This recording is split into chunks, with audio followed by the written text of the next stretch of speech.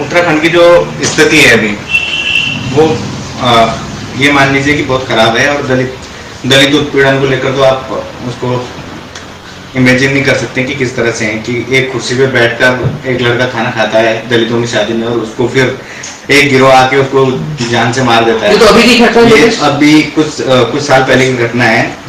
जितेंद्र दास, और उसकी मौके पे मौत हो गई थी, लेकिन थोड़ा फॉर्मेलिटी के लिए उसको हॉस्पिटल ले जाया गया। हॉस्पिटल में उसकी डेथ हो जाती है, और जब उसको हम लोग रिसीव करते हैं उसकी बॉडी को, तो पहले तो प्रशासन उसको छिपाता है कि ये नॉर्मल डेथ है।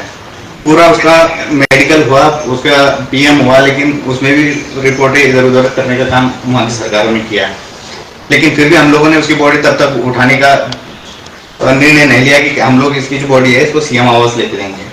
लेकिन बीच में जो हमको पुलिस ने घेरा और करीब 3-4 घंटे हमको एक जगह पर रखा उस बॉडी के साथ। हालांकि बाद में ये हुआ कि उन लड़कों की जो आरोपी घोषित हुए उसमें उनको गिरफ्तारियां करी, लेकिन 1-2 महीने वो जेल में रह के आए और उनके ऊपर उस तरह का कोई केस भी दर्ज नहीं हुआ, और फिर वो निकल के बाहर आ गए और आज तक उस पर कोई कार्यवाही हो नहीं रही है। तो इस तरह के उसको सिर्फ इसलिए मारा है क्योंकि वो कुर्सी पे बैठी थी, सामने कुर्सी पे बैठ के खाना खा रहा था शादी में, दलितों की शादी में, दलितों की ही शादी थी और अपनी ही शादी में कुर्सी पे बैठ के खाना खा रहा है। तो स्वर्ण जाति के लोगों को यही मतलब चिढ़ हो गई कि ये दलित हमारे सामने कुर्सी बैठ के क्यों खाना खा रहा है, इसीलिए मार दिया। और ये भी अभी लेटेस्ट अभी की घटना है, मेरे ख्याल से ये भी 22 की घटना है। और तो आजादी के 75 साल में हमारे देश के प्रधानमंत्री और तमाम राजनेता तो कहते हैं कि अब जातिवाद खत्म हो गया है। और यहाँ तक मैं देखने में आता है कई बार तो दलित जाति के खुद जो शहरों में नौकरी पे लग गए हैं बाबा साहब के डेरे, वो भी कहते नहीं अब तो कुछ ऐसा हमें नहीं दिखता। तो आपने तो गांव देहात का और इस तरह के जो एग्जाम्पल्स पूरे देश से आते हैं, मीडिया के माध्यम से पता लगते हैं, तो मुझे तो लगता है कि मनुस्मृति आज भी कायम है और आज भी दलितों के साथ उत्पीड़न और जुर्म लगातार जारी है। जी बिल्कुल, अभी भी बहुत सारे उत्पीड़न जारी है। आप देखते हैं कि जिस देवभूमि को लोग देवभूमि मानते हैं वो एक राक्षसी प्रवृत्ति के लोग उसमें रहते हैं। छोटे बच्चों का वो शोषण करते हैं। अच्छा।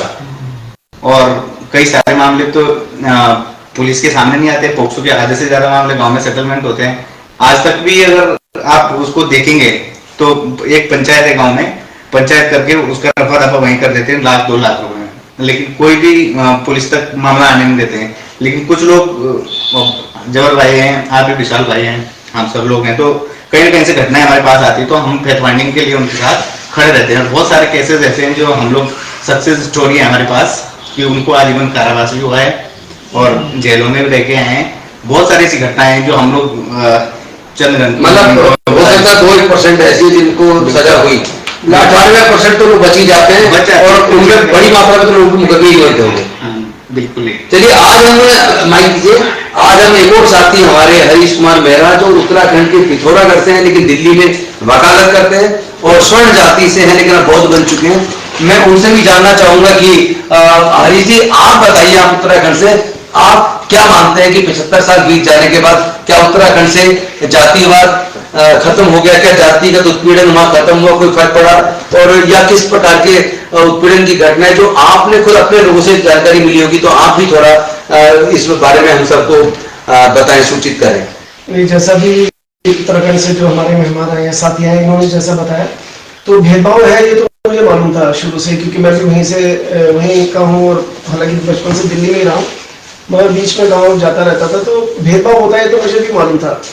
मगर जैसे ही ये घटनाएं सुनने को मिल रही है सोशल मीडिया के माध्यम से, क्योंकि पहले तो मीडिया हुआ नहीं करता, पहले जो भी मीडिया था, जो इलेक्ट्रॉनिक मीडिया, प्रिंट मीडिया और जो वो सारा का सारा सवर्णों के कब्जे में है, तो पहले हमें ये सारी घटनाएं पता नहीं लगती थी। मगर सोशल मीडिया जब से आया, वो सोशल मीडिया का है, उसको भोजन मीडिया कहना चाहिए वैसे तो हमें ये सच्ची घटनाएं सामने आने लगी है, तो हमें पता लग गया उसका जातिवाद का कितना विभत्स रूप है।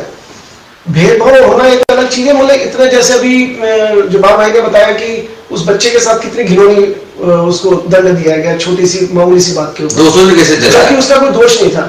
तो मुझे तो लगता है कि ये जो सोच उत्तराखंड क्या पूरे भारत में, अभी आज सुबह पढ़ रहा था मैं न्यूज में कि एक टीचर ने सिर्फ बोतल छू देने पर बच्चे को इतना मारा उसकी, और उसकी उंगली की हड्डी तोड़ दी, उंगली तोड़ दी उसकी, जैसे पहले वो राजस्थान में हुआ था, एक छोटे से बच्चे को टीचर ने, इंदर मेघवाल को घड़ा छूने पर ही जान से मार दिया। तो मुझे लगता है ऐसी सोच ये सिर्फ आपको भारत में मिलेगी, ऐसी सोच दुनिया में कहीं नहीं। ऐसी नीच मानसिकता के लोग सिर्फ भारत में रहते हैं, जो कि सोचते हैं कि कोई आदमी जन्म के आधार पे बड़ा है और जन्म के आधार पे छोटा है। ऐसी घिनौनी और ऐसी जंगली पने की सोच सिर्फ भारत में आपको मिलेगी, उसमें उत्तराखंड भी शामिल है और बाकी हिस्सा भी शामिल है। तो मुझे तो लगता है कि ऐसे लोग जो सोचते हैं कि कोई दूसरा आदमी जन्म के आधार पर मुझसे नीचा है, उसको इंसान मानने को तैयार है, ऐसे लोगों के इंसानी हक, इंसानी जो मौलिक अधिकार है वही छीन लेने चाहिए, जो इंसान को इंसान मानने को तैयार नहीं है।